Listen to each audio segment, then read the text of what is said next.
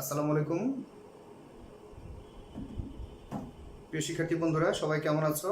নিশ্চয়ই সবাই সুস্থ আছো। আলহামদুলিল্লাহ, আমি ভালো আছি।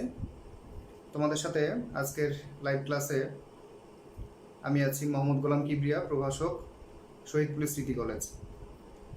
তো আজকের এই লাইভ ক্লাসে তোমরা যারা যুক্ত হচ্ছ তারা কমেন্টে জানাও আসলে আমাকে তোমরা ঠিকমতো দেখতে পাচ্ছ কিনা, কিংবা আমার কথা শোনা যাচ্ছে কিনা।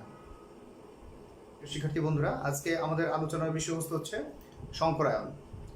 সংকরায়ন নিয়ে তোমাদের সাথে আজকে আমি কথা বলবো। সংকরায়ন নিয়ে তোমাদের যদি কোনো প্রশ্ন থেকে থাকে তাহলে কমেন্ট বক্সে লিখতে পারো, অথবা তোমরা আমাকে মেসেঞ্জারে প্রশ্ন পাঠাতে পারো। আমি তোমাদের প্রশ্ন নিয়ে আজকে কিংবা পরবর্তী কোনো লাইভ ক্লাসে কথা বলবো। তো শিক্ষার্থী বন্ধুরা, সংকরণ বা সংকরায়ন এটা জানার আগে তোমাদেরকে সিগমা এবং পাই বন্ধন সম্পর্কে ধারণা রাখতে হবে। সিগমা এবং পাই বন্ধন আসলে কি? সমযোজী বন্ধনের যে তোমরা সংজ্ঞাটা জানো, যে দুইটি পরমাণুর মধ্যে ইলেকট্রন শেয়ারের মাধ্যমে বন্ধন গঠিত হয়, এটা হচ্ছে সমযোজী বন্ধন। তাহলে আসলে বিষয়টা কি? দুইটি পরমাণুর মধ্যে আসলে বন্ধনটা কিভাবে গঠিত হয়? প্রত্যেকটা পরমাণুর সর্বশেষ কক্ষপথের যে বেজোড় ইলেকট্রনধারী অরবিটাল রয়েছে, বেজোড় ইলেকট্রনধারী অরবিটাল, এই বেজোড় ইলেকট্রনধারী অরবিটাল অপর পরমাণুর বেজোড় ইলেকট্রনধারী অরবিটালের সাথে পরস্পর অধিক্রমণ করে এবং এই অধিক্রমণের মাধ্যমে বন্ধন হয়, এবং যে বন্ধনটাকে আমরা সমযোজী বন্ধন বলি। এখন এই অধিক্রমণটা দুইভাবে হতে পারে। একটা হচ্ছে দুটি অরবিটালের মধ্যে সামনাসামনি, ফেস টু ফেস, আরেকটা হচ্ছে দুটি অরবিটালের মধ্যে পাশাপাশি।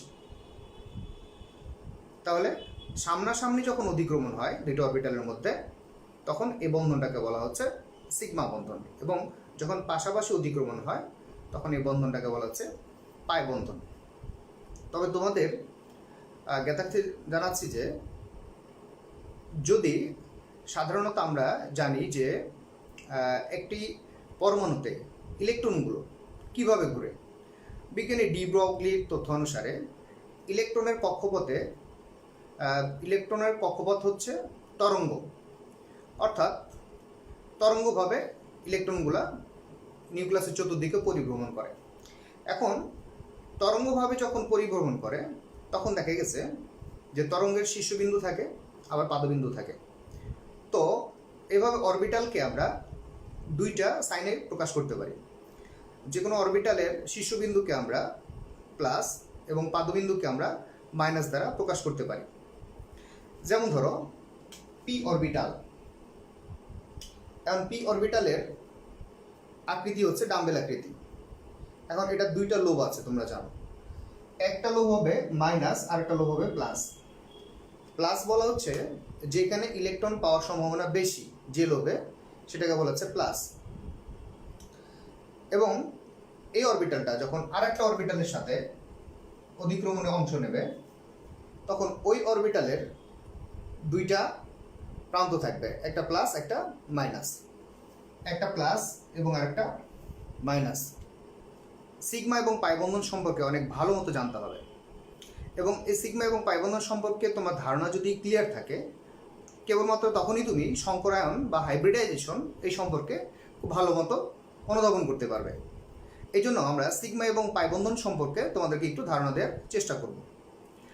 আমি আবার বলছি, তোমাদের যদি কোনো সমস্যা থেকে থাকে তাহলে কমেন্ট বক্সে তোমরা লিখতে পারো, কিংবা আমাকে মেসেঞ্জারে যদি মেসেজ দাও সেক্ষেত্রেও চলবে। আমি পরবর্তী ক্লাসে তোমাদের এই প্রশ্নের সমাধান নিয়ে আলোচনা করব ইনশাল্লাহ।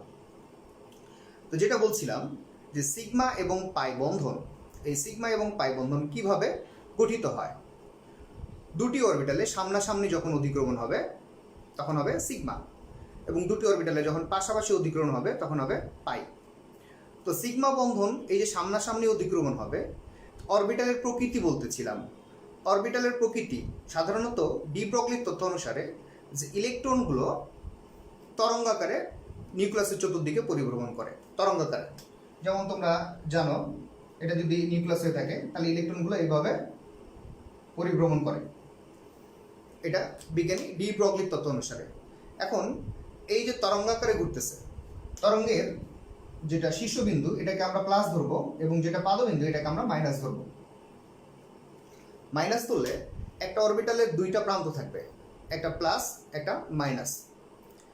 যেমন আমি এখানে দেখিয়েছি পি অরবিটাল, এটা একটি পি অরবিটাল, এটা আরেকটা পি অরবিটাল। এই পি অরবিটালের এই পাশটা হচ্ছে মাইনাস, এই পাশটা হচ্ছে প্লাস। এবং ডান দিকের পি অরবিটাল দেখো, এটা প্লাস এটা মাইনাস। কেবলমাত্র দুইটা অরবিটাল যদি একই দশায় থাকে, একই দশা বলতে এখানে প্লাস এই পাশে প্লাস, এই প্লাসের সাথে প্লাস যখন আসবে কাছাকাছি আসবে তখন তাদের মধ্যে যদি অধিক্রমণ হয় তখনই কেবলমাত্র সিগমা হবে। যদি এরকম হয় যে এটা মাইনাস এটা প্লাস, তাহলে এই মাইনাসের সাথে প্লাস এদের অধিক্রমণ সম্ভব না এবং এক্ষেত্রে এরা কখনোই সিগমা বন্ধন গঠন করতে পারবে না। তাহলে অবশ্যই সিগমা বন্ধন গঠন করতে হলে তাদেরকে একই দশায় থাকতে হবে, প্লাসের সাথে প্লাস কিংবা মাইনাসের সাথে মাইনাস, অর্থাৎ পাদবিন্দুর সাথে পাদবিন্দু কিংবা শীর্ষবিন্দুর সাথে শীর্ষবিন্দু। যদি এটা মাইনাস হয় কিংবা এবং এটা যদি প্লাস হয় তাহলে সেই ক্ষেত্রে এটার সাথে এটা অধিক্রমণ গঠন সম্ভব এবং এই ক্ষেত্রে আমরা সিগমা বন্ধন তৈরি করতে সক্ষম হব। তো প্রিয় শিক্ষার্থী বন্ধুরা, সিগমা বন্ধন আসলে কি? সিগমা বন্ধনের সঙ্গটা কি? দুইটা পরমাণুর মধ্যে বন্ধন গঠন হবে। এখন এই দুইটা পরমাণু একই মৌলের হতে পারে অথবা বিপরীত ধর্ম বিশিষ্ট মৌলের হতে পারে। যেমন ধরো হাইড্রোজেনের সাথে হাইড্রোজেনের বন্ধন হতে পারে অথবা হাইড্রোজেনের সাথে ফ্লোরিনের বন্ধন হতে পারে। তো যাদের মধ্যে বন্ধন হবে, যে দুইটা পরমাণুর মধ্যে বন্ধন হবে, সে দুইটা পরমাণুর শেষ কক্ষপথের বেজোড় ইলেকট্রনধারী অরবিটাল, শেষ কক্ষপথে বেজোড় ইলেকট্রনধারী অরবিটাল এরা পরস্পরের কাছাকাছি আসবে।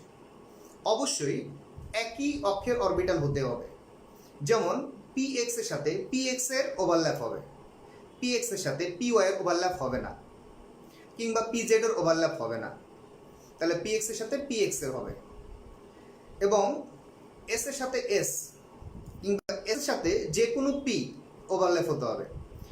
একই অক্ষ হতে হবে, এটা যেমন ঠিক একই রকমভাবে একই অক্ষ হওয়ার পরেও যদি একই দশায় না থাকে, একই দশা বলতে একটু আগে যেটা বোঝালাম প্লাস প্লাস মাইনাস মাইনাস, এরকম একই দশায় থাকতে হবে। তাহলে একই অক্ষ হতে হবে এবং একই দশায় থাকতে হবে, এটা হচ্ছে শর্ত। ঠিক তখনই কেবলমাত্র এদের মধ্যে সিগমা বন্ধন গঠন সম্ভব হবে। তো সিগমা বন্ধন গঠন সাধারণত তিনভাবে হয়ে থাকে। আমি দেখাচ্ছি কিভাবে সিগমা বন্ধন গঠন হচ্ছে।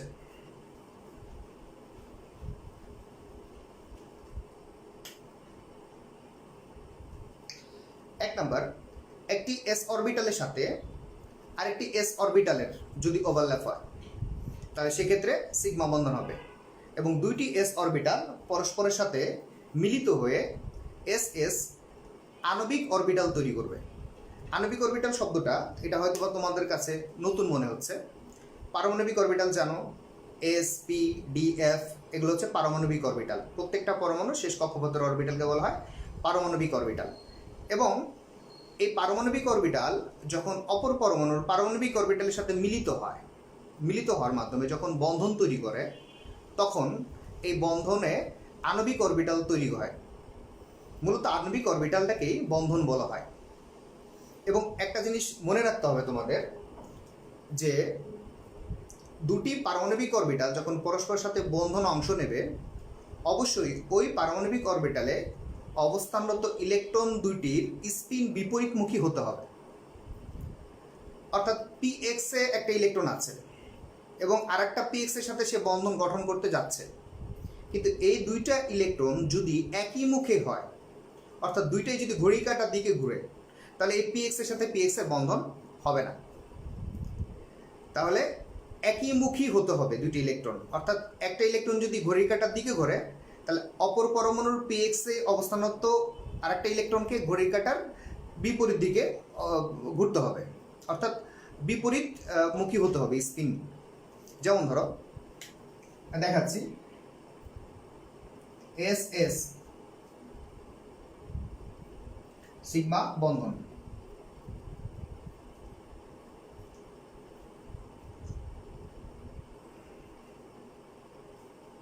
এর একটি এস অরবিটাল, এটি একটি এস অরবিটাল। এই দুইটা অরবিটাল পরস্পরের সাথে যখন অধিক্রমণ করবে,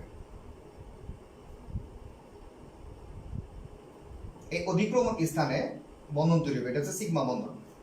এবং এই দুইটা অরবিটাল পরস্পরের সাথে মিলিত হয়ে নতুন একটা অরবিটাল তৈরি হবে, যেটাকে বলা হচ্ছে সিগমা আণবিক অরবিটাল। সিগমা আণবিক অরবিটালটা কিরকম হবে? এরকম হবে, দুইটা অরবিটাল মিলিত হয়ে গেল, মিলিত হওয়ার ফলে সিগমা আণবিক অরবিটাল তৈরি হবে। এবং এখানে তোমাকে নিউক্লিয়াসগুলো দেখাই দিতে হবে। তাহলে এটা হচ্ছে এস এর সাথে এস, এবং শর্ত একটু আগে বললাম যে প্লাস এস এর সাথে প্লাস এস কিংবা মাইনাস এস এর সাথে মাইনাস এস অবশ্যই একই দশার হতে হবে, এবং দুইটি এস অরবিটাল পরস্পরের সাথে মিলিত হলে সিগমা বন্ধন হবে। এটা হচ্ছে প্রথম সিগমা বন্ধন গঠন। এবার দেখো 2 নাম্বার, এস পি সিগমা বন্ধন। এস এর সাথে পি কিভাবে সিগমা বন্ধন গঠন করতেছে? একটা এস অরবিটালের সাথে একটা পি, এই পিটা যে কোনো পি হতে পারে, এটা হচ্ছে পি অরবিটাল। এই পি অরবিটালটা হতে পারে পি এক্স, বা হতে পারে পি ওয়াই, বা হতে পারে পি জেড। তবে শর্ত হচ্ছে এই যে পি এক্স, পি ওয়াই বা পি জেড হলো, যে কোনো অরবিটাল হতে পারে, কিন্তু শর্ত হচ্ছে কি যে এটা যদি প্লাস হয় তাহলে অবশ্যই পি এক্সটা প্লাস হতে হবে। প্লাস মাইনাসের ব্যাপারটা আমি একটু আগে বললাম। তাহলে এদের মধ্যে যখন অধিক্রমণ হবে, অধিক্রমণের ফলে এস পি সিগমা আণবিক অরবিটাল তৈরি করবে। অধিক্রমণটা কিভাবে হচ্ছে দেখো, এস এর সাথে পি, তাহলে এই জায়গায় অধিক্রমণ হচ্ছে, এখানে মূলত বন্ধন তৈরি হচ্ছে। অধিক্রমণের জায়গাটাতে ইলেকট্রন ঘনত্বটা অনেক বেশি থাকে, এবং মূলত এই অধিক্রমণটাকে বলা হচ্ছে বন্ধন। এবং এর ফলে নতুন একটা অরবিটাল পাবো, যেটা হচ্ছে সিগমা এস পি আণবিক অরবিটাল। এবং যেহেতু এই লোকটার সাথে এই লোকটা মিলিত হয়ে যাচ্ছে, এই জন্য এই লোকটা তুলনামূলকভাবে একটু বড় আকৃতির হবে, এবং ডান দিকে যে লোকটা আছে এটা একটু ছোট আকৃতির হবে। যেমন এটা।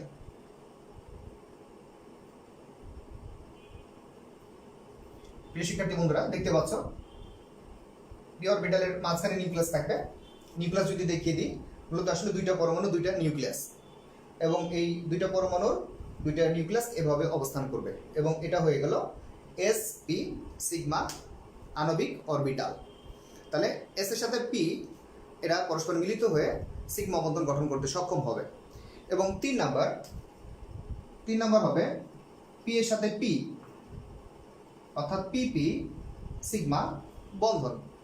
পি এর সাথে পি যখন বন্ধনে অংশ নেবে, তখন অবশ্যই এই পি অরবিটালগুলার অক্ষ একই হতে হবে। যেমন পি এক্স এর সাথে পি এক্স, অথবা পি ওয়াই এর সাথে পি ওয়াই, অথবা পি জেড এর সাথে পি জেড। যেমন ধরো এটা একটা পি জেড অরবিটাল, এখন এই পি জেড অরবিটালের সাথে আর একটা পি জেড অরবিটাল, এটাও পি জেড অরবিটাল। কিন্তু শর্ত একটু আগে আমি বললাম যে অবশ্যই এই দুইটা অরবিটালের সমদশায় হতে হবে, অর্থাৎ প্লাসের সাথে প্লাস, প্লাস প্রান্তের সাথে প্লাস প্রান্তের হবে। এবং এখানে একটা ইলেকট্রন যে মুখে অবস্থান করবে, অবশ্যই এই পাশে ইলেকট্রনটাকে বিপরীত দিকে অবস্থান করতে হবে। যদি তারা একই মুখী হয়, অর্থাৎ এই ইলেকট্রন এবং এই ইলেকট্রন, দুইটা ইলেকট্রন যদি একই মুখী হয়, তাহলে এদের মধ্যে কখনোই বন্ধন হবে না, এটা মাথায় রাখতে হবে। এবং এরা পরস্পরের সাথে ওভারল্যাপ করবে। ওভারল্যাপটা দেখাচ্ছি আমি।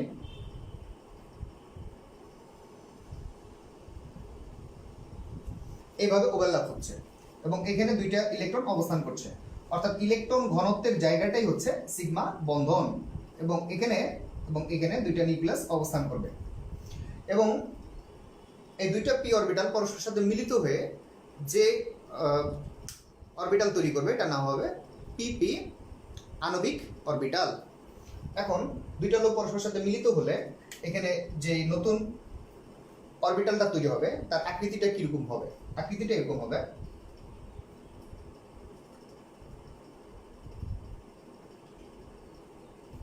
অর্থাৎ এখানে দেখো দুইটা লোব পরস্পরের সাথে যখন মিলিত হয়ে যাবে তখন মাঝখানের এই লোবটা এটা অনেক বড় হবে এবং দুই পাশের যে লোবটা এই দুইটা লোব একটু তুলনামূলকভাবে মাঝখানেটার থেকে একটু ছোট হবে। তাহলে যে নতুন অরবিটাল পেলাম এটাকে বলা হচ্ছে পিপি আণবিক অরবিটাল। তাহলে শিক্ষার্থী বন্ধুরা আমরা জানলাম কি যে পারমাণবিক অরবিটালের অধিক্রমণের মাধ্যমে আণবিক অরবিটাল উৎপন্ন হচ্ছে এবং যখন সামনাসামনি অধিক্রমণ হচ্ছে তখন এটাকে বলা হচ্ছে সিগমা বন্ধন এবং এই সিগমা বন্ধনটা পাই বন্ধন থেকে অনেক শক্তিশালী। আমরা পাই বন্ধন সম্পর্কে এখনই আলোচনা করব পাই বন্ধনটা আসলে কি। তাহলে সিগমা বন্ধন, এখন এই সিগমা বন্ধনের আমরা উদাহরণ দিতে পারি অনেকগুলাই। সাধারণত কোন কোন অণুর মধ্যে এই সিগমা বন্ধনগুলা হয়ে থাকে, যেমন ধরো 1 নাম্বার এস এস সিগমা বন্ধন। এই এস এস সিগমা বন্ধনের উদাহরণের ক্ষেত্রে যদি আমরা দেখাই, হাইড্রোজেনের সাথে হাইড্রোজেন এরা পরস্পরের সাথে যখন যুক্ত হয় তখন এস এস সিগমা বন্ধনে যুক্ত হয়। এবং 2 নাম্বার একটু আগে দেখালাম এসপি সিগমা বন্ধন। এই এসপি সিগমা বন্ধনের ক্ষেত্রে আমরা দেখাতে পারি যে হাইড্রোজেনের সাথে যখন ফ্লোরিন যুক্ত হয় তাহলে হাইড্রোজেনের এস অরবিটালের সাথে ফ্লোরিনের পিজেড অরবিটাল পরস্পরের সাথে অধিক্রমণের মাধ্যমে এসপি সিগমা বন্ধন তৈরি করতে সক্ষম হয়।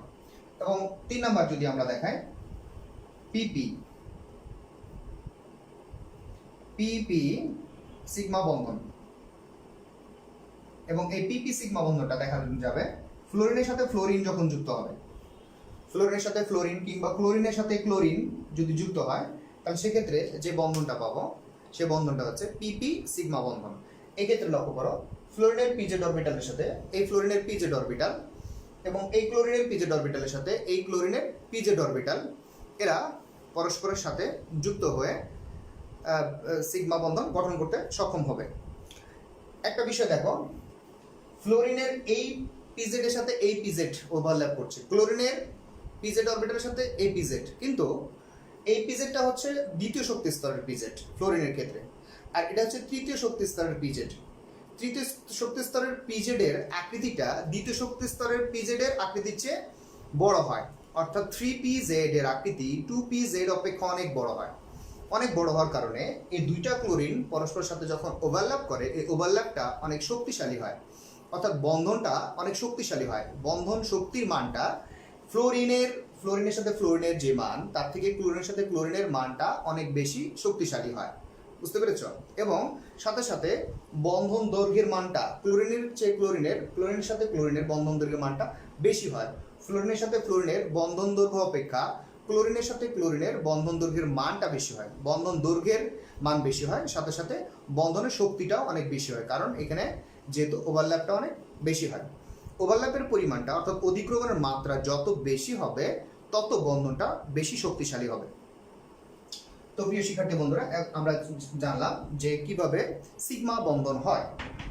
এখন আমরা জানবো কিভাবে পাই বন্ধন হয়।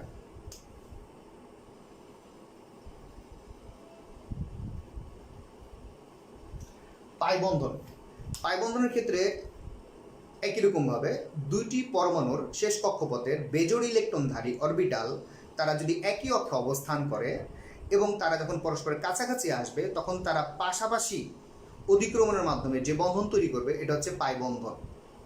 তোমাদের একটা জিনিস খুব ভালো মতো জানতে হবে, দুটি পরমাণু যখন পরস্পরের কাছাকাছি আসে আগে সিগমা হবে। সিগমা বন্ধন গঠন করার পরে যদি অরবিটাল ফাঁকা থাকে বলতে বেজোড় ইলেকট্রনধারী যদি অরবিটাল থেকে থাকে দুইটা পরমাণুরই এবং তারা যদি একই অক্ষে থাকে তখন ওই দুইটা অরবিটালের মধ্যে পাশাপাশি অধিক্রমণের মাধ্যমে পাই বন্ধন হবে। তাহলে আগে সিগমা হবে এবং পরবর্তীতে পাই বন্ধন হবে। পাই বন্ধন সাধারণত দুটি পি অরবিটালের ক্ষেত্রেই হয়ে থাকে, এস অরবিটালের সাথে এস অরবিটালের পাই বন্ধন হয় না। দুটি একই অক্ষে অবস্থিত পি অরবিটালের মধ্যেই পাই বন্ধন হবে। একটু লক্ষ্য করো, ধরো এটা একটা পি অরবিটাল, এটা হচ্ছে আরেকটা পি অরবিটাল। এখন ধরো এটা প্লাস এটা মাইনাস, এটা মাইনাস এটা প্লাস। এখন এই দুইটাকে যদি আমি যুক্ত করি, এটা একটা পরমাণু অরবিটাল, এটা আরেকটা পরমাণু অরবিটাল। এখন দুইটা অরবিটাল যখন পরস্পরের কাছাকাছি আসবে তখন কাছাকাছি আসলে এখন যেহেতু এটা প্লাস আর এটা মাইনাস, সুতরাং এই প্রান্তের সাথে এই প্রান্তের ওভারল্যাপ হবে না। একটু আগে যেভাবে বললাম সিগমা বন্ধনে প্লাসের সাথে প্লাস মাইনাসের সাথে মাইনাস, ঠিক একই রকম বিষয় এখানে যে এই প্লাসের সাথে মাইনাসের ওভারল্যাপ হবে না, অর্থাৎ এটা অবশ্যই ঘুরে যেতে হবে, এবং যখন ঘুরে যাওয়ার পসিবিলিটি থাকবে তখনই কেবলমাত্র দুইটার মধ্যে অধিক্রমণ হবে এবং সেটা হবে পাই বন্ধন।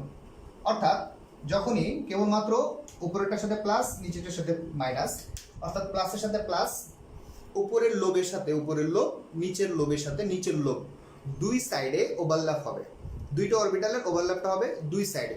সিগমা বন্ধনও ওভারল্যাপ হয়েছে এক সাইডে, দুইটা প্রান্ত ছিল আলাদা, কিন্তু এখানে দুইটা লোবের সাথে দুইটা লোবের ওভারল্যাপ হবে, অর্থাৎ অধিক্রমণ স্থান দুই জায়গায়, এটা মাথায় রাখতে হবে।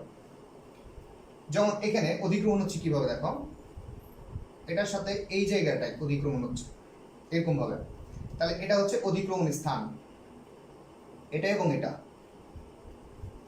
বন্ধন হবে একটা, কিন্তু অধিক্রমণ স্থান দুই জায়গায়, এটা মাথায় রাখতে হবে। এবং যখন এই লোকগুলো পরস্পরের সাথে মিলে যাচ্ছে তখন উপরে দুইটা লোক একসাথে মিশ্রিত হয়ে একটা আকৃতি তৈরি করতেছে, আবার নিচে দুইটা লোক পরস্পরের সাথে মিশ্রিত হয়ে একরকম আকৃতি পাচ্ছি। অর্থাৎ এটার আকৃতিটা ঠিক আমরা এভাবে লিখতে পারি, এখানে উপরটার সাথে উপরটা মিলিত হয়ে এভাবে একটা আকৃতি তৈরি করবে, এবং নিচেটার সাথে নিচেটা মিলিত হয়ে এরকম একটা আকৃতি তৈরি করবে। এবং পি অরবিটালের ওভারল্যাপটা খুব ভালো হয় না, কারণ যখন সিগমা বন্ধন গঠিত হয় তারপরে যখন পি বন্ধনটা আসে তখন সিগমা বন্ধন গঠন হওয়ার পরে পি অরবিটালগুলা একটু দূরে দূরে অবস্থান করে এবং ওভারল্যাপটা ভালো হয় না, এই জন্য পাই বন্ধনটা একটু দুর্বল প্রকৃতির হয়, সিগমা বন্ধন থেকে পাই বন্ধনটা অনেক দুর্বল হয়। এবং যখন দ্বিবন্ধন কিংবা ত্রিবন্ধন গঠিত হয় তখনই কেবলমাত্র পাই বন্ধনের আবির্ভাব ঘটে।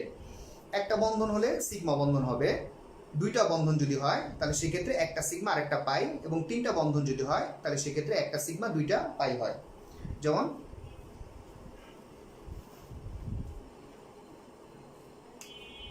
অক্সিজেন যখন অক্সিজেনের সাথে দ্বিবন্ধনে থাকে তখন অবশ্যই মনে রাখতে হবে একটা সিগমা হবে আর একটা হবে পাই বন্ধন।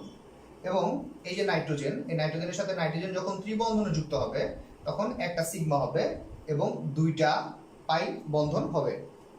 অর্থাৎ একটা বন্ধন হলো সিগমা একটা, দুইটা বন্ধন হলো সিগমা একটা, তিনটা বন্ধন হলো সিগমা একটা, অর্থাৎ সিগমা বন্ধন সবসময় একটাই হবে, কিন্তু যখন বন্ধন সংখ্যা বাড়তে থাকবে পাই বন্ধন সংখ্যাটাও বাড়তে থাকবে। এখন প্রিয় শিক্ষার্থী বন্ধুরা, তোমরা সিগমা এবং পাই বন্ধনের সম্পর্কে জানলে, এবং এই সিগমা এবং পাই বন্ধনের মধ্যে কি পার্থক্য রয়েছে, পার্থক্যটা তোমাদের একটু বই থেকে পড়তে হবে। আমি বেসিক বিষয়গুলো নিয়ে আলোচনা করে ফেলেছি, যে তাদের অধিক্রমণটা কীরকম হবে এবং কোন কোন অরবিটালের মধ্যে অধিক্রমণ হবে এবং কোন বন্ধনের চেয়ে কোন বন্ধন বেশি শক্তিশালী কিংবা দুর্বল এটা। এবং আরেকটি কোশ্চেন তোমরা লিখে নাও, সেটা হচ্ছে খুব গুরুত্বপূর্ণ কোশ্চেন, যে সিগমা ও পাই বন্ধন মূলত সমযোজী বন্ধন।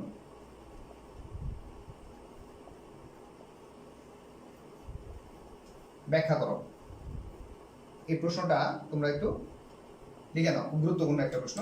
সিগমা ও পাই বন্ধন মূলত সমযোজী বন্ধন, ব্যাখ্যা করো, এবং এটার ব্যাখ্যাটা তোমরা বই থেকে পড়ে নিবা। সিগমা এবং পাই বন্ধন মূলত সমযোজী বন্ধন, এক কথায় আমি অ্যান্সারটা দিচ্ছি। সেটা হচ্ছে কি, সাধারণত সমযোজী বন্ধন বলতে আমরা বুঝি যে প্রত্যেকটা পরমাণুর শেষ কক্ষপথের বেজোর ইলেকট্রনগুলো পরস্পরের সাথে জোড় সৃষ্টির মাধ্যমে সমযোজী বন্ধন তৈরি করে। তো আসলে মূলত এই যে বেজোর ইলেকট্রনরা জোড় সৃষ্টি করছে, তো এই বেজোর ইলেকট্রন ধারী যে অরবিটাল আছে, মূলত আসলে এই অরবিটাল আরেকটা পরমাণুর বেজোর ইলেকট্রন ধারী অরবিটাল মূলত আসলে দুইটা অরবিটালের অধিক্রমণের মাধ্যমেই সমযোজী বন্ধন গঠিত হয়ে থাকে। তার মানে আলটিমেটলি আসলে সিগমা এবং পাই বন্ধন, এই সিগমা এবং পাই তাদের সামনাসামনি কিংবা পাশাপাশির কারণে নাম চেঞ্জ হয়েছে, কিন্তু মূলত আসলে অধিক্রমণের মাধ্যমে দুইটা ইলেকট্রন জোড় সৃষ্টি হয়েছে এবং এই জোড় সৃষ্টির মাধ্যমেই সমযোজী বন্ধন তৈরি হয়েছে। এই জন্যই সিগমা এবং পাই বন্ধন মূলত সমযোজী বন্ধন। তো এখন এই সিগমা এবং পাই বন্ধন সম্পর্কে তোমাদের জানা হলো। এই সিগমা এবং পাই বন্ধন সম্পর্কে জানা হলে এর পরবর্তীতে আমরা সংকরায়ন বা হাইব্রিডাইজেশনে চলে আসছি। প্রিয় শিক্ষার্থী বন্ধুরা, আমাদের আজকের আলোচনার মূল বিষয় হচ্ছে সংকরায়ন বা হাইব্রিডাইজেশন।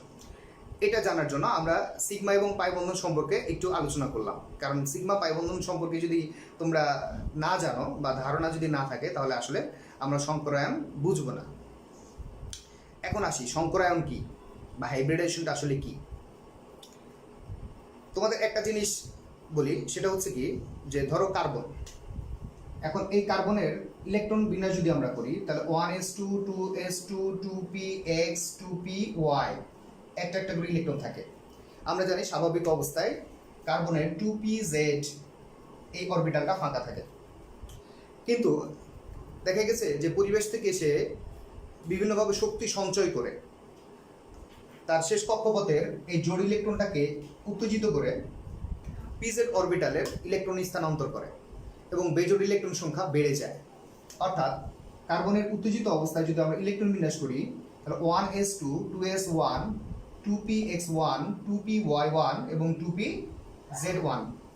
প্রিয় শিক্ষার্থী বন্ধুরা, তোমরা দেখতে পাচ্ছ যে কার্বনের শেষ কক্ষপথে s এখানে একটা ইলেকট্রন এবং p এই তিনটা পিতে তিনটে ইলেকট্রন রয়েছে।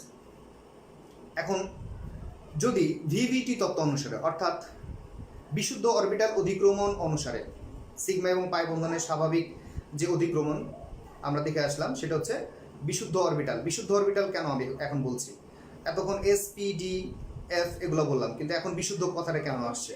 বিশুদ্ধ কথাটা এই জন্যই আসছে, অরবিটাল পরস্পর যখন মিলিত হয়ে যখন নতুন অরবিটাল তৈরি হলো, এই অরবিটালকে আমরা শঙ্কর অরবিটাল বলছি।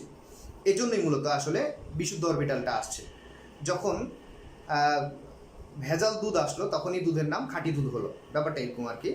কিন্তু দুধ তো আসলে ভেজাল হওয়ার কথা ছিল না, তো এটার নাম খাঁটি কেন হবে? দুধ তো দুধ, কিন্তু যখনই ভেজাল আসলো তখন এটার নাম খাঁটি। ঠিক একই রকমভাবে যখন অরবিটাল পরস্পরের সাথে মিলিত হয়ে শঙ্কর অরবিটাল তৈরি হলো তখনই আগের অরবিটালগুলোর নাম হয়ে গেলো বিশুদ্ধ অরবিটাল, তার মানে তারা পরস্পরের সাথে মিশ্রিত হয়নি। তো এখন দেখো এই বিশুদ্ধ অরবিটাল এস এবং তিনটা পি প্রত্যেকটাতে আলাদা আলাদা অরবিটাল ইলেকট্রন রয়েছে। এখন যেটা বলছিলাম যে ভিভিটি ভ্যালেন্স বন্ড থিওরি অনুসারে তারা যদি প্রত্যেকটা অরবিটাল আলাদা আলাদাভাবে বন্ধন গঠন করে, যেমন ধরো হাইড্রোজেন 1s1, তাহলে হাইড্রোজেনের এস অরবিটালে একটা ইলেকট্রন রয়েছে। এখন চারটা হাইড্রোজেনের এস অরবিটাল আলাদাভাবে যদি কার্বনের এই চারটা অরবিটালের সাথে ওভারল্যাপ করে, যেমন একটা এস সাথে একটা এস, এস এর সাথে এই পিএক্স, এস এর সাথে পিওয়াই এবং এস এর সাথে পিজেড আলাদা আলাদাভাবে যদি ওভারল্যাপ করে, তাহলে কিন্তু এই এস এর সাথে এই এস যখন ওভারল্যাপ করবে তখন তাদের যে বন্ধন দৈর্ঘ্যের মানটা এস এর সাথে যখন পি ওভারল্যাপ করবে তাদের বন্ধন দৈর্ঘ্যের মান কখনো সমান হওয়ার কথা নয়। তার মানে হচ্ছে যখন কার্বন হাইড্রোজেনের সাথে চারটা হাইড্রোজেনের সাথে যুক্ত হবে তখন দেখা গেছে যে তিনটা হাইড্রোজেনের সাথে সমদূরত্ব অবস্থান করলো, একটা হাইড্রোজেনের সাথে তার দূরত্বটা কম হওয়ার কথা, বন্ধন দৈর্ঘ্যের মানটা কম হওয়ার কথা, যদি ধরে নেই এটা এস এর সাথে এস ওভারল্যাপ করেছে। কিন্তু বাস্তবিক অর্থে কিন্তু এটা সঠিক না। বাস্তবিক অর্থে দেখা গেছে যে কার্বন চারটা হাইড্রোজেনের সাথে যে বন্ধন তৈরি করলো এই চারটা হাইড্রোজেনের সাথেই সমান দৈর্ঘ্যের বন্ধন তৈরি করে। এই জন্যই মূলত আসলে এই শঙ্করায়নের আবির্ভাব হয়। এই শঙ্করায়ন তৈরি করেন দুইজন বিজ্ঞানী, একটা হচ্ছে পাউলিং এবং হচ্ছে স্লেটার। পাউলিং এবং স্লেটার এই দুজন বিজ্ঞানী তার একটা তাত্ত্বিক ধারণা দেন। আসলে শঙ্করায়নের কিন্তু বাস্তবিক ধারণা নাই, এটা একটা তাত্ত্বিক ধারণা, এটা একটা তাত্ত্বিক ব্যাখ্যা। ঠিক আছে, বাস্তবিক ব্যাখ্যা হচ্ছে যে এস পি এরা প্রত্যেকটা বিশুদ্ধ অরবিটাল থাকবে, এটা হচ্ছে বাস্তবিক ক্ষেত্রে। কিন্তু তাত্ত্বিক ব্যাখ্যাটা হচ্ছে যে এই শেষ কক্ষপথের যে বেজোড় ইলেকট্রনধারী অরবিটাল রয়েছে কিংবা শেষ কক্ষপথের যে অরবিটালগুলো রয়েছে যেমন এস এবং এখানে যে তিনটা পি, এরা পরস্পরের সাথে মিশ্রিত হবে, মিশ্রিত হয়ে নতুন অরবিটাল তৈরি করবে। নতুন অরবিটালের আকৃতি একই হবে এবং তাদের শক্তি সমান হবে। এখানে দেখো এই এস এটার থেকে পি এর শক্তি বেশি। আমরা জানি বিশুদ্ধ অরবিটালগুলোর শক্তির ক্রম এস এর থেকে পি এর শক্তি বেশি, পি এর থেকে ডি এর শক্তি বেশি এবং ডি এর থেকে এফ এর শক্তি বেশি, এটা শক্তির ক্রম। কিন্তু যখন দেখা গেছে যে সংকরণে যখন এরা অংশ নেবে, এই এস যখন এই তিনটা পি এর সাথে মিশ্রিত হবে, মিশ্রিত হয়ে নতুন যে অরবিটাল তৈরি হবে এই অরবিটালগুলোর আকৃতি একই হবে এবং সাথে সাথে তাদের শক্তিও সমান হবে, আকৃতি এবং শক্তি সমান হবে এবং সমসংখ্যক উৎপন্ন হবে। তাহলে সংকরণের মূলত আসলে ব্যাখ্যাটা বিজ্ঞানী পাউলিং এবং স্লেটার এভাবেই প্রদান করেন যে ভিভিটি তত্ত্ব অনুসারে এটা সঠিক ব্যাখ্যা দেওয়া যায় না, এই জন্য সংকরণ এসেছে। এবং আরেকটা আমি বিষয় দেখাই, সেটা হচ্ছে কি, যখন আমরা পানি গঠন ব্যাখ্যা করব, তো পানি কিভাবে তৈরি হয় তোমরা জানো যে পানির অক্সিজেন যার যদি আমরা ইলেকট্রন বিন্যাস করি 1s2 2s2 2px 2py 2pz, তোমরা জানো যে এখানে দুইটা ইলেকট্রন থাকে, এখানে একটা, তার মানে অক্সিজেনের py এবং pz এই দুইটা অরবিটালে একটা করে ইলেকট্রন রয়েছে। তাহলে যদি হাইড্রোজেনের সাথে সে অধিক্রমণ অংশ নিত, তাহলে হাইড্রোজেনের s অরবিটালের সাথে এক্ষেত্রে py এবং s অরবিটালের সাথে pz আলাদাভাবে যদি বন্ধন করত, তাহলে আমরা জানি যে py এটা ঠিক 90 ডিগ্রি অ্যাঙ্গেলে কি থাকে, এটা হচ্ছে py, এটা ঠিক 90 ডিগ্রি অ্যাঙ্গেলে কি থাকে, pz অরবিটাল থাকে। তাহলে এই 90 ডিগ্রি অ্যাঙ্গেলে যদি থাকে তারা পরস্পরের সাথে, তাহলে যদি হাইড্রোজেন অধিক্রমণ করে, তাহলে এখানে অধিক্রমণ করলো এবং এখানে অধিক্রমণ করলো, তাহলে এখানে বন্ধন হলো, এখানে বন্ধন হলো, তাহলে মূলত আসলে তাদের বন্ধন কোণের মানটা 90 ডিগ্রি হওয়ার কথা ছিল। কিন্তু বাস্তবিক অর্থে দেখা গেছে যে পানিতে অক্সিজেন হাইড্রোজেন এদের বন্ধন কোণের মানটা 104.5 ডিগ্রি হয়। তাহলে এই 104.5 ডিগ্রির মানটা কেন আসলো, এটার জন্যই তোমাদের সংকরায়ন জানতে হবে এবং এই সংকরায়নের আবির্ভাব হয়েছে। তাহলে সাধারণ ভিভিটি তত্ত্ব অনুসারে যেগুলো ব্যাখ্যা করা যায় না, বিশুদ্ধ অরবিটালের অধিকরণের মাধ্যমে যেটা ব্যাখ্যা করা যায় না, সেটাকে ব্যাখ্যা করতে হবে সংকরায়নের মাধ্যমে। এখন আমরা সংকরায়ন সম্পর্কে জানব। সংকরণের সংজ্ঞাটা কিভাবে দিবা তোমরা? সংকরণের সংজ্ঞা তোমাদের বইয়ের মধ্যে দেওয়া আছে। কোনো পরমাণু যোজ্যতা স্তরের মানে শেষ কক্ষপথ, একাধিক ভিন্ন শক্তির অরবিটাল যেমন sp df পরস্পর মিলিত হয়ে বা মিশ্রিত হয়ে সমশক্তির, সমসংখ্যক, সম আকৃতির একাধিক অরবিটাল উৎপন্ন হওয়ার প্রক্রিয়াকে কি বলা হবে? সংকরায়ন।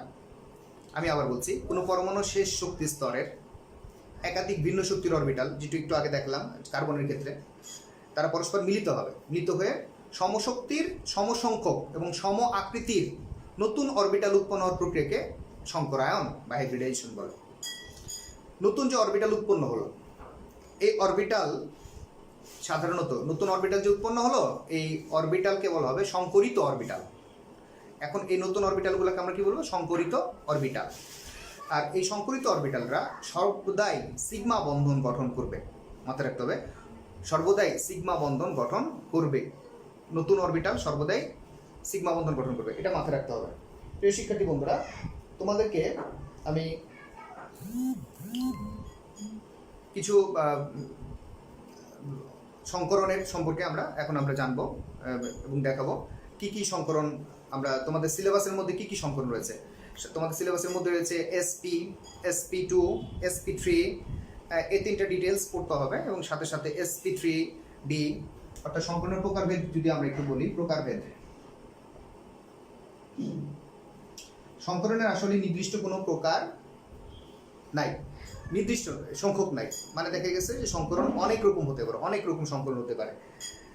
কিন্তু তোমাদের সিলেবাসে যেগুলো আছে, যেমন sp সংকরায়ন, তারপর হচ্ছে sp2 সংকরায়ন, তারপরে আছে sp3 সংকরায়ন। এই তিনটা ভেরি ভেরি ইম্পর্টেন্ট। এই তিনটা তোমাদেরকে খুব ভালো মতো জানতে হবে, এই তিনটা থেকে প্রশ্ন আসার সম্ভাবনা সবচেয়ে বেশি। তারপরে যেটা আসে sp3d সংকরণ 5 নাম্বার, sp3d2 সংকরণ, তারপর হচ্ছে 6 নাম্বার sp3d3 সংকরণ, sp3d3 সংকরণ, এবং 7 নাম্বার আরেকটা সংকরণ আছে, সেটা হচ্ছে sp2d বা dsp2, এটা সাধারণত তোমরা যখন জটিল যৌগ, সাধারণত টেট্রামিন কপার সালফেটের ক্ষেত্রে এই সংকরণটা তোমাদের আসে, খুব বেশি ইম্পর্টেন্ট, sp2d বা dsp2 এই সংকরণটা। তো সাধারণত তোমাদের এই সংকরণগুলো জানলেই চলবে। এবং যেটা বললাম যে sp, sp2 এবং sp3 এই তিনটা সংকরণ খুবই গুরুত্বপূর্ণ। এই তিনটা সম্পর্কে খুব ভালো মতো তোমাদের জানতে হবে। তো প্রিয় শিক্ষার্থী বন্ধুরা, আমরা এখন চলে আসি sp সংকরণ। sp সংকরণটা কি? 1 নাম্বার sp সংকরণ বা সংকরায়ন।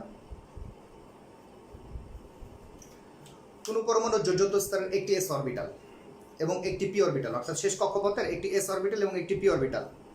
সাপোজ ধরো বেরিলিয়ামের যদি ইলেকট্রন বিন্যাস করো তাহলে কি হবে 1s2 2s2, এটা নর্মাল স্টেটে এরকম অবস্থা হয়, কিন্তু বেরিলিয়াম উত্তেজিত হয়। উত্তেজিত হলে কি হবে বেরিলিয়াম 2 1s2 2s1 2px1। তাহলে বেরিলিয়ামের শেষ কক্ষপথে দেখা যাচ্ছে এস এ একটা ইলেকট্রন আছে, পি এক্স একটা ইলেকট্রন আছে। এখন বেরিলিয়াম যখন বন্ধনে অংশ নেবে তখন এস আলাদাভাবে বন্ধন গঠন করবে না, কিংবা পি আলাদাভাবে বন্ধন গঠন করবে না। এস পি এর মধ্যে কি হবে মিশ্রণ হবে, মিশ্রণের ফলে নতুন অরবিটাল তৈরি হবে। একটা এস এর সাথে একটা পি মিলিত হবে, মিলিত হলে নতুন অরবিটাল তৈরি হবে দুইটা, এবং তাদের আকৃতি একই রকম হবে, তাদের শক্তি একই রকম হবে, যদিও আগের এস এবং পি তাদের শক্তি ভিন্ন ছিল। এখন তোমাদেরকে আমি এসপি অরবিটাল আকৃতি দেখাবো, কিভাবে এসপি অরবিটালের আকৃতি পাওয়া যাচ্ছে। এসপি সংকরণের ক্ষেত্রে দেখা যাচ্ছে একটা এস অরবিটাল, এটা হচ্ছে এস অরবিটাল, একটা পি অরবিটাল। তাহলে এস একই পরমাণুরই এই দুইটা অরবিটাল, এই দুইটা অরবিটাল কিন্তু ভিন্ন পরমাণু না, একই পরমাণুর শেষ কক্ষপথের অরবিটাল। তো এটা হচ্ছে এস এবং এটা হচ্ছে পি, এবং এস এবং পি পরস্পর মিশ্রিত হয়ে দুইটা অরবিটাল উৎপন্ন হবে। এখন অরবিটালগুলোর আকৃতি কিরকম হবে, এটা হবে, এটা কিন্তু একটা অরবিটাল আমি লিখলাম, এরকম দুইটা অরবিটাল পাবো আমরা, দুইটা অরবিটাল, কারণ যেহেতু দুইটা অরবিটাল মিশ্রিত হলো পরস্পরের সাথে, এই জন্য নতুন অরবিটাল তৈরি হবে দুইটা। এখন এই দুইটা অরবিটালের মধ্যে মাঝখানে থাকবে নিউক্লিয়াস, এটা তো একই পরমাণু নিউক্লিয়াস। এই পাশে যে লোবটা এটা একটু ছোট, সাইজটা ছোট, আর এই পাশে যে লোবটা এটা সাইজটা একটু বড়। এটা বড় এই জন্যই দেখানো হয়েছে, কারণ মূলত আসলে এই পাশের লোবেই ইলেকট্রন থাকে এবং এখানে ইলেকট্রন পাওয়ার সম্ভাবনা সবচেয়ে বেশি, এই জন্য এই পাশের লোবটা বড় হয়।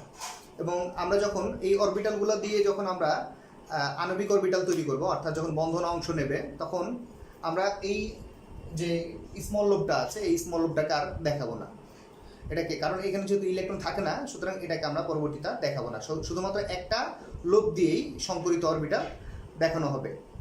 এবং দুইটা যে অরবিটাল তৈরি হলো, এই দুইটা অরবিটাল পরস্পরকে প্রচণ্ডভাবে বিকর্ষণ করবে, এবং এই বিকর্ষণের কারণে এরা সমদূরত্বে অবস্থান করবে। সমদূরত্বে কিভাবে অবস্থান করবে, এটা যদি একটা অরবিটাল হয়ে থাকে তাহলে আরেকটা অরবিটাল এরকম ভাবে হবে,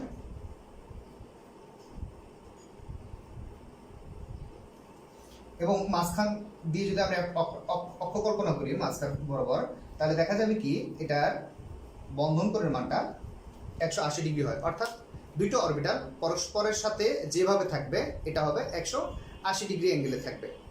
এবং আমরা এখানে দুইটা লোব দেখালাম, সাধারণত এর স্মল লোবটা এর ভিতরে দেখালাম এবং এটার স্মল লোবটা এর ভিতরে দেখালাম।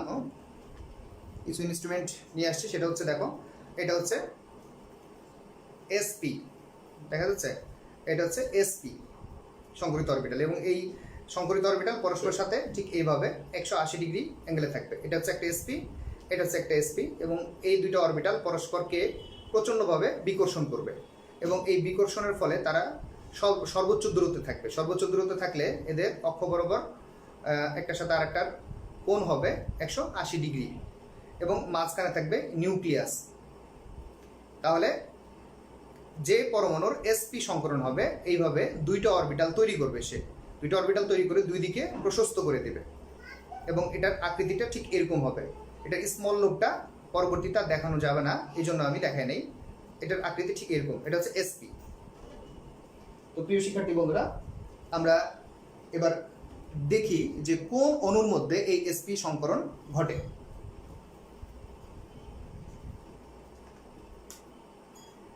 উদাহরণ হিসেবে বেরিলিয়াম ফ্লোরাইড BeF2,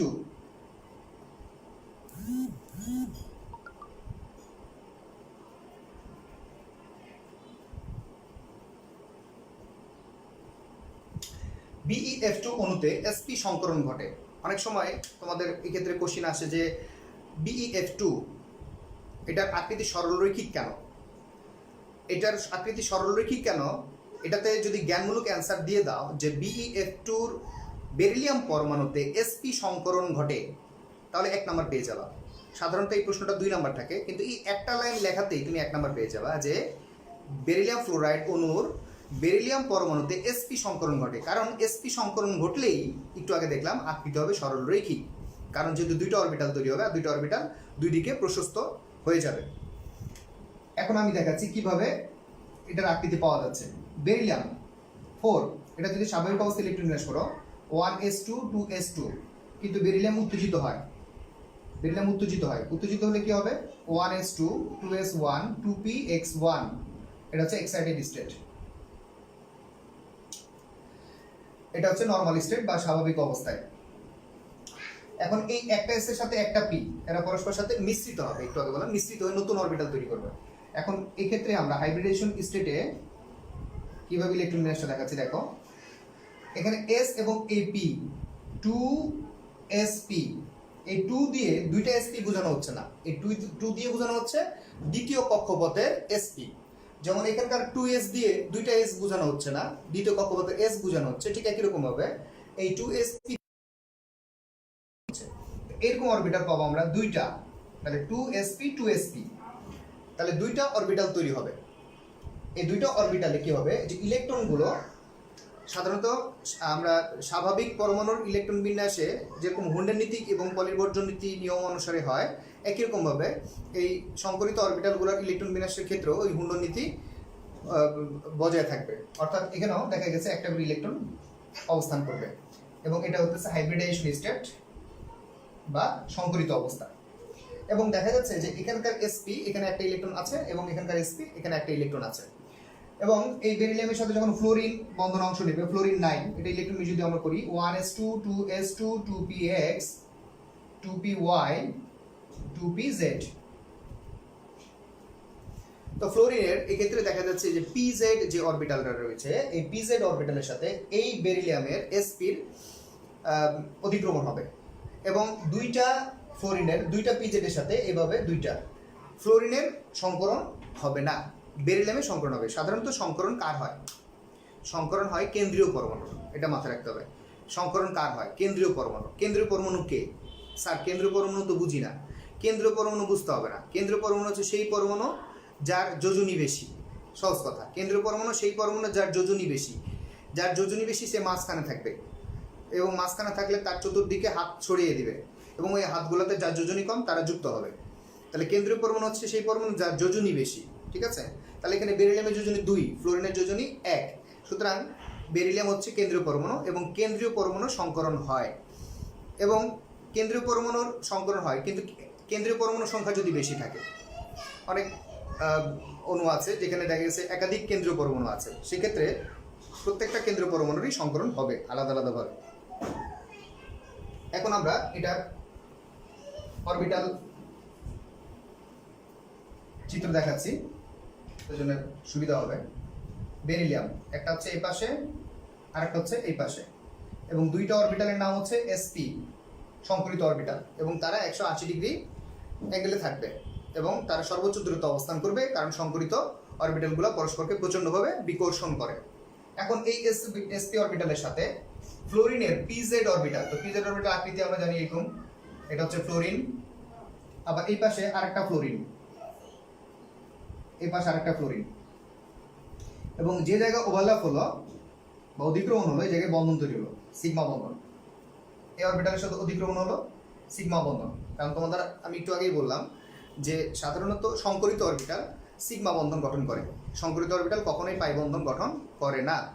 এই জন্য যেহেতু সংকরিত অরবিটাল, এরা যে অরবিটালের সাথে বন্ধন করুক না কেন এটা হবে সিগমা, এবং এর ফলে যে আকৃতিটা পাই এটা হচ্ছে ফ্লোরিন, মাঝখানে থাকে বেরিলিয়াম, এ পাশে থাকে ফ্লোরিন, এবং বন্ধন করের মানটা থাকে 180 ডিগ্রি। তার আকৃতি আমরা এভাবে সামারি লিখতে পারি, আকৃতি হচ্ছে সরল রৈখিক, সরল রৈখিক, এবং বন্ধন করের মানটা হচ্ছে কি 180 ডিগ্রি। তাহলে যে সকল অণুর কেন্দ্রীয় পরমাণুতে sp সংকরণ ঘটবে, এইভাবে তাদের আকৃতি সরল রৈখিক হবে, এবং বন্ধন করের মানটা 180 ডিগ্রি হবে। তো প্রিয় শিক্ষার্থী বন্ধুরা, তোমরা নিশ্চয়ই সংকরণ সম্পর্কে বুঝতে পারছো। এইভাবে আমরা ধীরে ধীরে আস্তে আস্তে অগ্রসর হতে থাকবো। প্রিয় শিক্ষার্থী বন্ধুরা, তোমাদের যদি কোনো সমস্যা থেকে থাকে তাহলে তোমরা কমেন্ট বক্সে জানাবে, আমরা পরবর্তী লাইভ ক্লাসে এটা সমাধানের চেষ্টা করব ইনশাল্লাহ। আমরা এখন পরবর্তী সংকরণে চলে আসি। সেই সংকরণ হচ্ছে sp2 সংকরণ।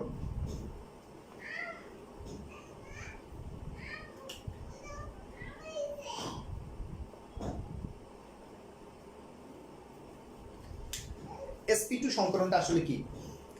sp2 সংকরণ হচ্ছে কোনো পরমাণু যোজ্যতা স্তরের একটি s অরবিটাল এবং যদি দুইটা p অরবিটাল থাকে তাহলে ওই একটা s এর সাথে দুইটা p পরস্পরের সাথে মিশ্রিত হবে। মিশ্রিত হলে নতুন তিনটে অরবিটাল তৈরি হবে এবং এই তিনটে অরবিটাল উৎপন্ন হওয়ার প্রক্রিয়াকে বলা হচ্ছে sp2 সংকরায়ন।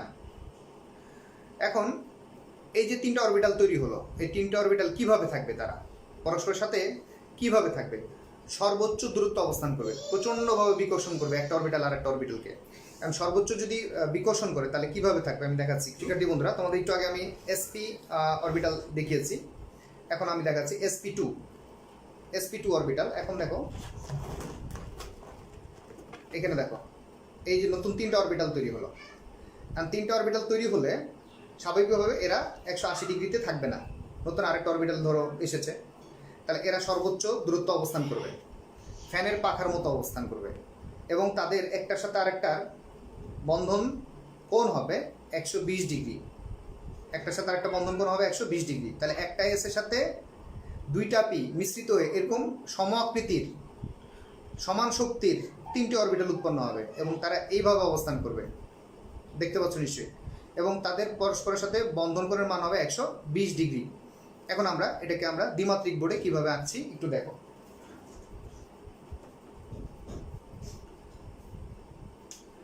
একটা এস অরবিটাল প্লাস দুইটি পি অরবিটাল, আর দুইটি পি অরবিটাল হলে অবশ্যই px এবং py হবে প্রথম দুটি অরবিটাল, px এবং py। এটা হচ্ছে px, এটা হচ্ছে py, আর এটা হচ্ছে s অরবিটাল। তাহলে একটা s এর সাথে এইভাবে দুইটা p পরস্পর মিশ্রিত হয়ে যাবে। এখন মিশ্রিত হলে নতুন তিনটা অরবিটাল, একটু আগে দেখলাম কিভাবে তিনটা অরবিটাল পাচ্ছি আমরা। তো এটাকে আমরা কিভাবে দেখাবো? একটাকে উপর দিকে দেখাও আর তিনটাকে এভাবে একটু নিচের দিকে দেখাও। এখন মাঝখান বরাবর যদি আমরা অক্ষ কল্পনা করি, এদিক দিয়া মাঝ বরাবর অরবিটালের মাঝ বরাবর অক্ষ যদি কল্পনা করি, তাহলে এরা পরস্পরের সাথে 120 ডিগ্রি কোণে অবস্থান করছে। মাঝখান হচ্ছে নিউক্লিয়াস। এখন আমরা স্মল লোব, এটা তো ক্যাপিটাল লোব দেখালাম, বড় লোব যেটা, আমি স্মল লোবটাকে তোমরা এইভাবে দেখাতে পারো, এই পাশে, এটার এই পাশে এবং এটার এই পাশে দেখাতে পারো, এভাবে দেখাতে পারো। আর যদি না দেখাও কোনো সমস্যা নেই, একটা যদি লোব দেখাও তাহলেও চলবে, কোনো সমস্যা নেই।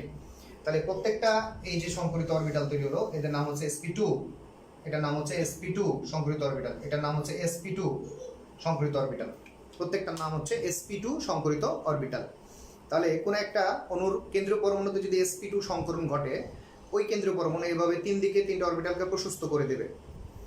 বাকি যে পরমাণুগুলো আছে তারা এই কেন্দ্রীয় পরমাণুর সাথে যখন লেগে যাবে তখন এই পাশে লেগে যাবে, এই পাশে লেগে যাবে, এই পাশে লেগে যাবে, অর্থাৎ এরা এই দিক দিয়ে বন্ধন তৈরি করবে। তাহলে মূল অণুর আকৃতিটা কিন্তু কেন্দ্রীয় পরমাণুই তৈরি করে দিল। সংকরণ একটি অণুর আকৃতি নির্দেশ করে, সাথে সাথে বন্ধন কোণের মান নির্দেশ করে। যদিও পরবর্তীতে আমরা দেখাবো মুক্ত জোড় ইলেকট্রনের প্রভাব আকৃতির উপরে পড়ে, আবার বন্ধন কোণের উপরও পড়ে, কিন্তু মূল সংকরণই মূলত আসলে আকৃতি এবং বন্ধন কোণ নির্দেশ করে। ঠিক আছে?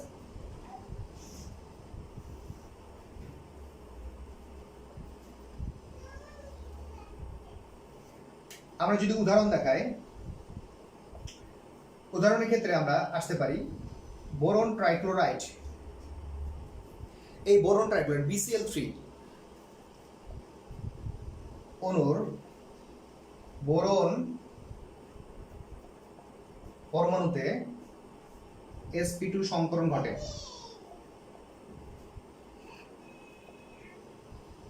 ঘটে। দেখো একটু আগে যেরকম আমরা বোরন বেরিলিয়াম ফ্লোরাইডের ক্ষেত্রে বললাম যে একটা প্রশ্ন আসতে পারে, বোরন বেরিলিয়াম ফ্লোরাইডের অণুর আকৃতি সরলরৈখিক কেন? ঠিক একই রকম ভাবে বোরন ট্রাইক্লোরাইড অণুর আকৃতি ত্রিভুজ আকৃতি কেন? এটা আসতে পারে। এটা আসলে ঠিক একই রকমভাবে এটা জ্ঞানমূলক অ্যান্সার হবে যে বোরন পরমাণুতে sp2 সংকরণ ঘটে এবং sp2 সংকরণ ঘটার কারণেই মূলত আকৃতি ত্রিভুজ আকৃতির হয়ে থাকে। তো এখন আমরা দেখব কিভাবে এর আকৃতির ত্রিভুজ আকৃতি হচ্ছে। বোরন এটা ইলেকট্রন নিয়ে যদি আমরা করি, দেখো 1s2 2s2 2px 2py 2pz, এখানে দেখো 5টা ইলেকট্রন থাকার কারণে এখানে একটা ইলেকট্রন অবস্থান করে। এখানে pz এবং py তে কোনো ইলেকট্রন অবস্থান করে না, এটা হচ্ছে নরমাল স্টেট, স্বাভাবিক অবস্থায়। কিন্তু বোরন উত্তেজিত হয়, উত্তেজিত হলে 1s2 2s1 অর্থাৎ এখান থেকে একটা ইলেকট্রন py তে চলে আসে, 2px1 2py1 2pz, এটা লেখা দরকার নেই, আমাদের দরকার নেই, কারণ যেহেতু ইলেকট্রন আর উত্তেজিত হওয়ার কোনো স্কোপ নাই, তাহলে এটা হচ্ছে এক্সাইটেড স্টেট। তাহলে দেখা যাচ্ছে বোরনের শেষ কক্ষপথে s একটা ইলেকট্রন এবং py এবং px এবং py তে একটা করে ইলেকট্রন অবস্থান করে। এখন বোরন যখন বন্ধনে অংশ নেবে, তখন বন্ধন অংশ নেওয়ার আগেই নিজের মধ্যে কি হবে, সংকরণ ঘটবে। এখন সংকরণ হলে সংকরিত অবস্থায় কিভাবে হচ্ছে দেখো, 2sp2 2sp2 2sp2 এভাবে তিনটা সংকরিত অরবিটাল তৈরি হবে এবং প্রত্যেকটাতে হুন্ডের নীতি অনুসারে একটা করে ইলেকট্রন চলে যাবে। এটা হচ্ছে হাইব্রিডেশন স্টেট। তাহলে নতুন তিনটা অরবিটাল পেলাম আমরা, এবং তিনটা অরবিটালে দ্বিতীয় কক্ষপথের বিধায় এই জন্য আমরা 2sp2 2sp2 2sp2 এভাবে লিখেছি। কিছু কিছু বইতে সংকরিত অরবিটালকে এভাবে সাই দিয়ে প্রকাশ করা হচ্ছে, সাই, হাজার স্যার বই আর একটা বইয়ের মধ্যে এইভাবে সাই দিয়ে প্রকাশ করা হয় সংকরিত অরবিটালকে। কিন্তু সমস্ত অর্থাৎ sp sp2 বা sp3 যে কোনো অরবিটালকে সাই দিয়ে প্রকাশ করা হচ্ছে।